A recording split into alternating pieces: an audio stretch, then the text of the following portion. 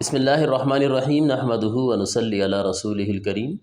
آج کا ہمارا موضوع ہے اعتکاف توڑنے کے جواز کی صورتیں اور اس کا حکم۔ تو اللہ سبحانہ و تعالی نے جہاں اعتکاف کے عمل کو مسنون قرار دیا، وہیں پہ اللہ سبحانہ و تعالی نے بعض ہنگامی صورتوں کے اندر اعتکاف کو توڑنے کی گنجائش بھی رکھی ہے۔ سب سے پہلے تو فرمایا کہ کسی کی جان بچانے کے لیے اعتکاف کا توڑنا اس کی گنجائش ہے، کہ ہم دیکھ رہے ہیں کہ مسجد سے باہر کسی کی جان کسی بھی اعتبار سے خطرے میں ہے، تو اس کی جان کو بچانے کے لیے اعتکاف کا توڑ دینا یہ جائز ہے۔ عبداللہ ابن عمر رضی اللہ تعالیٰ عنہ کا ایک واقعہ ملتا ہے کہ ایک موقع پہ کسی مسلمان کی شرعی حاجت کو پورا کرنے کے لیے وہ اپنے اعتکاف کو توڑ کے مسجد سے باہر چلے گئے۔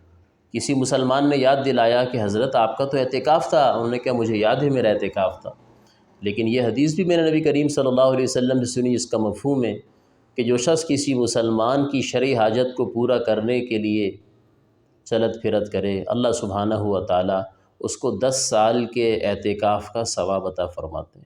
محدثین فرماتے ہیں کہ اس سے مراد نفلی اعتکاف ہے، اور اس کی فضیلت میں آگے یہ بھی آتا ہے کہ ایک دن کے اعتکاف کی برکت سے انسان جہنم سے 3 خندقیں دور ہو جاتا ہے، اور ایک خندق کا فاصلہ زمین سے لے کے آسمان تک، تو اس طرح تقریباً 10,950 خندقیں بنتی ہیں۔ یعنی اتنی مرتبہ آسمان و زمین کو ناپا جائے، یہ شخص جہنم سے اتنا دور ہو جائے گا۔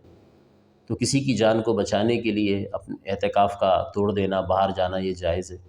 ایسے ہی اگر اپنی جان کو خطرہ ہو تو اپنی جان کو بچانے کے لیے بھی اعتکاف توڑا جا سکتا ہے۔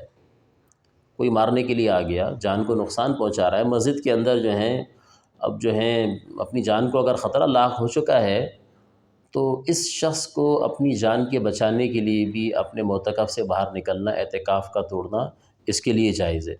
ایسے ہی فتح القدیر کے اندر ایک مسئلہ یہ ذکر کیا گیا کہ اگر معتکف یہ دیکھ رہا ہے کہ مسجد سے باہر جنازہ ہے، جنازہ پڑھانے والا کوئی نہیں ہے، تو یہ شخص اپنے اعتکاف کو چھوڑ کے، اس کو توڑ کے جنازہ پڑھانے کے لیے جا سکتا ہے۔ ایسی اور بھی بعض صورتیں ہیں کہ جس میں اعتکاف توڑا جا سکتا ہے۔ انسان شدید بیمار ہو گیا تو اب علاج کے لیے لازمی بات ہے اس کو باہر جانا پڑے گا، تو اپنے اعتکاف کو توڑ کے جا سکتا ہے۔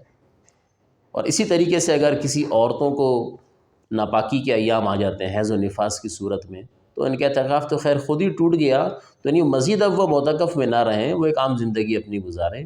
اور ان تمام صورتوں کے اندر اعتکاف کی قضا آئے گی، اعتکافی قضا آئے گی۔ فتاوی شامی کے اندر ہے کہ اعتکاف کی قضا ہے، اور وہ قضا کیا ہے کہ 1 دن کا اعتکاف روزے کے ساتھ کیا جائے۔ رمضان ہی کے اندر اگر موقع مل گیا تو رمضان ہی میں، یا پھر رمضان کے بعد 24 گھنٹے کے لیے، یعنی ایک دن کی مغرب سے دوسرے دن کی مغرب تک مسجد میں رہا جائے، اور درمیان میں صبح کو روزہ بھی رکھا جائے، تو یہ اعتکاف کی قضا ہے۔